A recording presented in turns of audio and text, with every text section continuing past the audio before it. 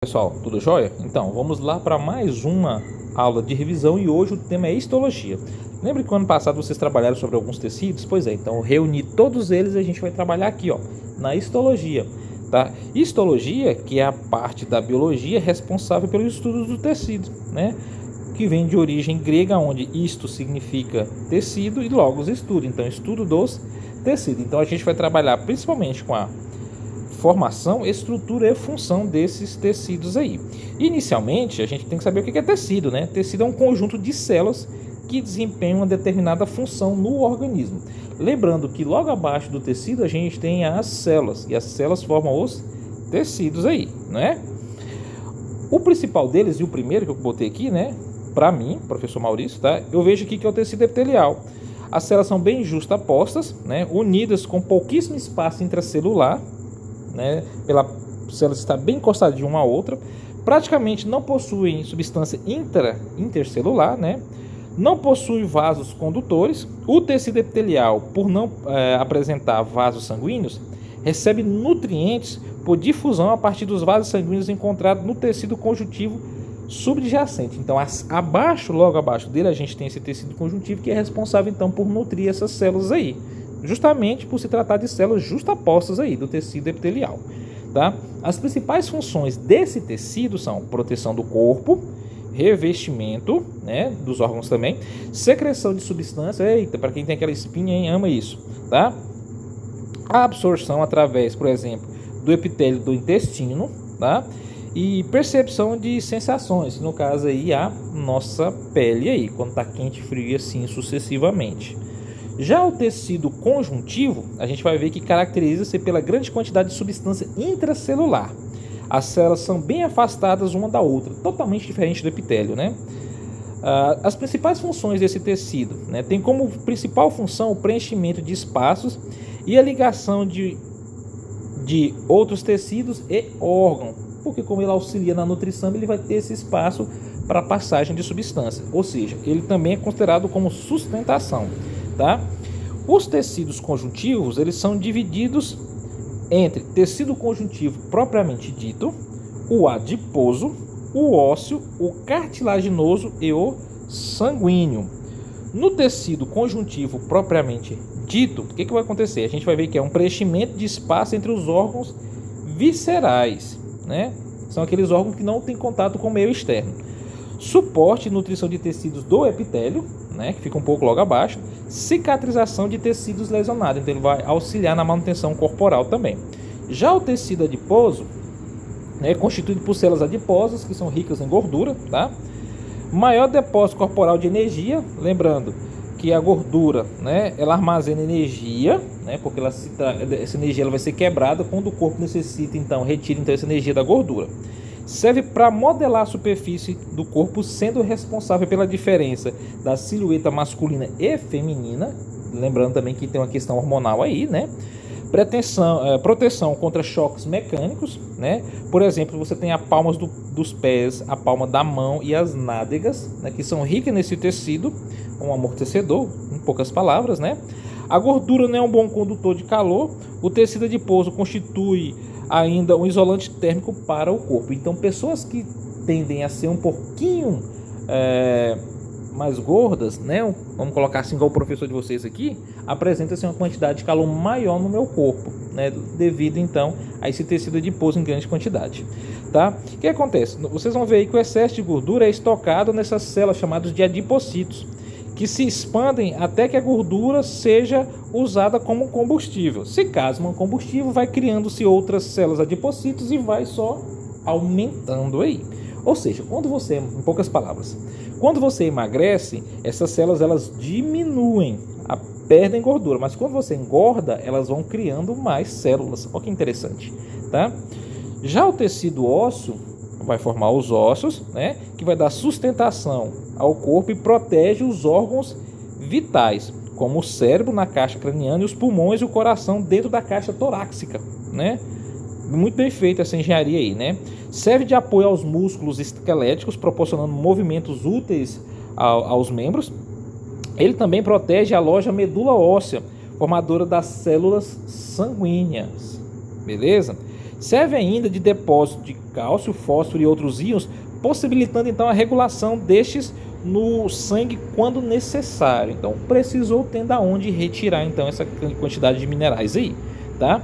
Nós temos aqui então, para vocês verem a rigidez desse tecido ósseo. Eu fiz até questão de colocar essa figurinha aqui para vocês aí, ó, tá?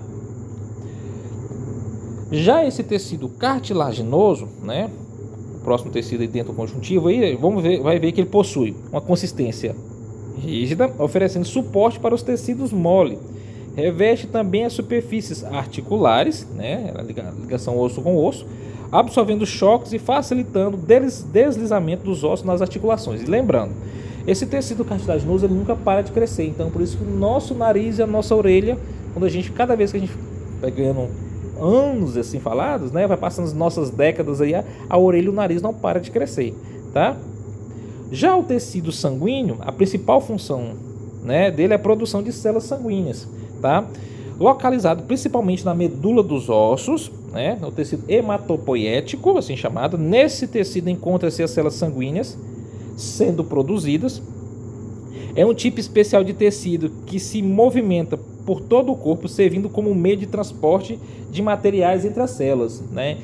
Quando a gente fala materiais, eu estou falando então de alimentos e oxigênio, né?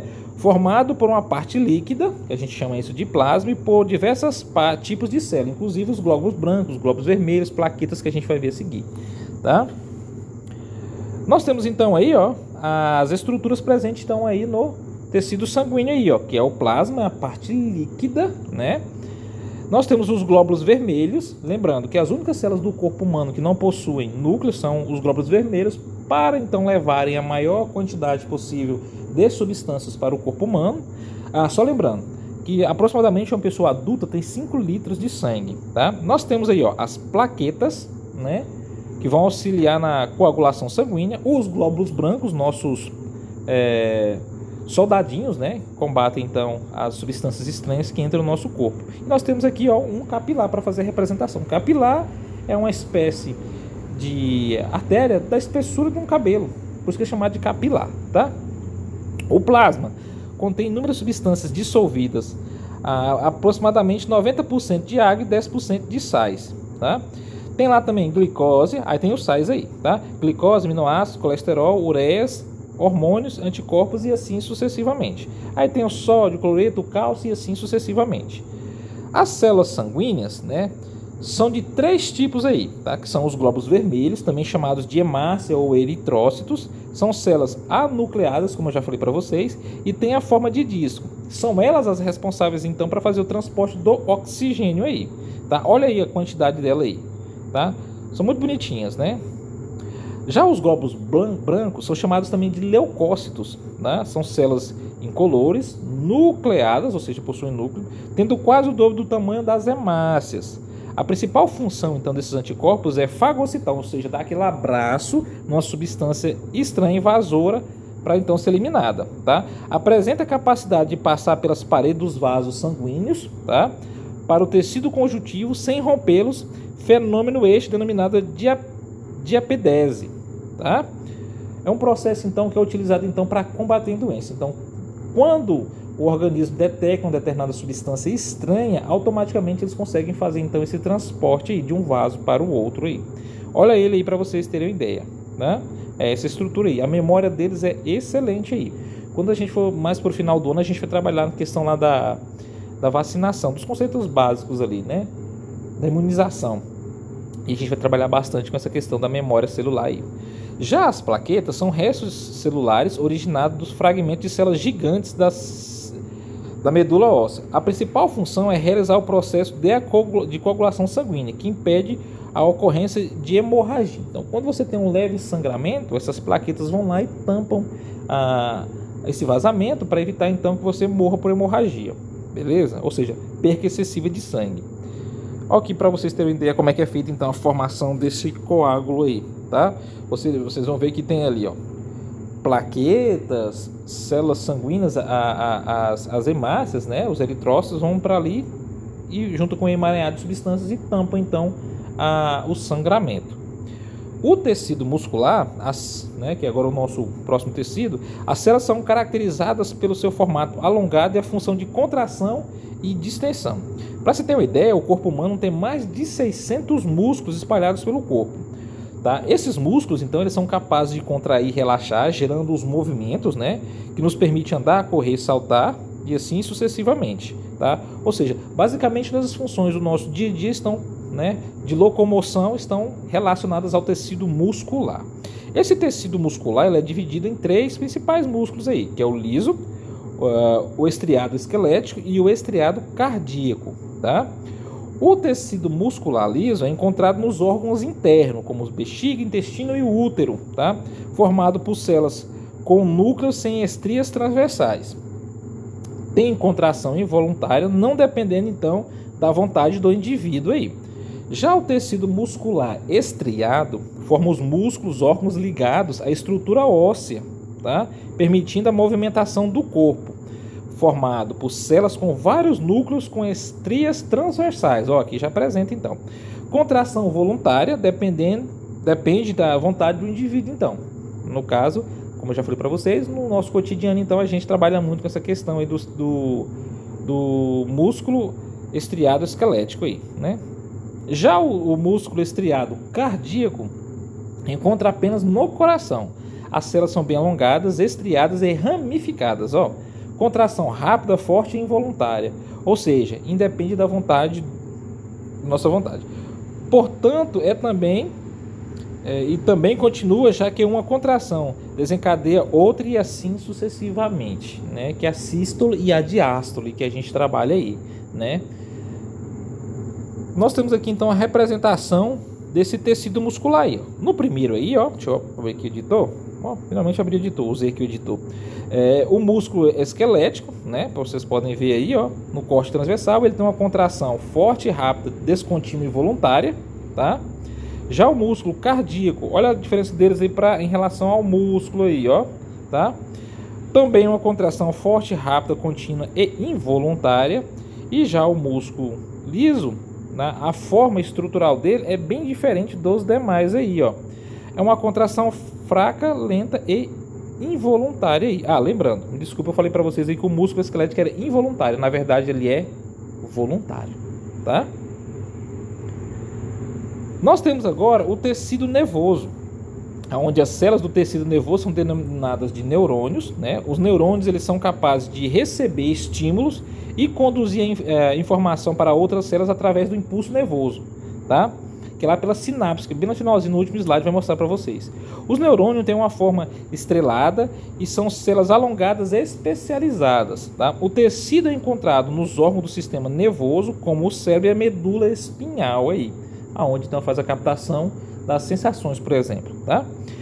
O neurônio, então, ele é formado então, pelo corpo celular, É a parte onde ficam o núcleo e as diversas organelas, como o neurônio se trata, é uma célula, como a mitocôndria, por exemplo, e ele é rico em mitocôndria, porque gasta bastante energia para fazer o sinal, para dar o sinal entre célula para outra, gasto de energia. Nós temos os dendritos, que são prolongamentos bastante ramificados, que têm a função de captar esses estímulos, E, finalizando aí, a gente tem o axônio, É um prolongamento maior, com ramificações em sua porção final. Sua estrutura é especializada para transmitir os impulsos nervosos para outros neurônios aí.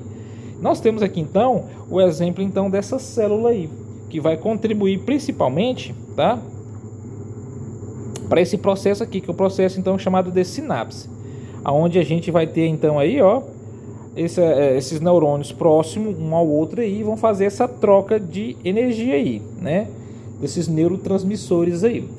Cada vez que isso ocorre, há um gasto de energia, por isso que eu comentei lá atrás para vocês que existe uma grande quantidade de mitocôndria, Lembrando que a mitocôndria é o motorzinho da célula que gera lá o ATP. E é eles que são responsáveis então, a sinapse, pelo impulso nervoso aí, que é dado então e levado então por todo a estrutura nervosa de um determinado organismo aí, tá? Pessoal, então é isso aí. Eu tentei fazer esse vídeo de uma forma mais rápida, tá? Da nossa revisão, tá? Porque se fosse comentar particularmente sobre cada um desses tecidos, a gente gastaria 2, 3 aulas aí, suficientemente seriam poucas ainda. tá? Mas valeu, muito obrigado e um forte abraço a todos.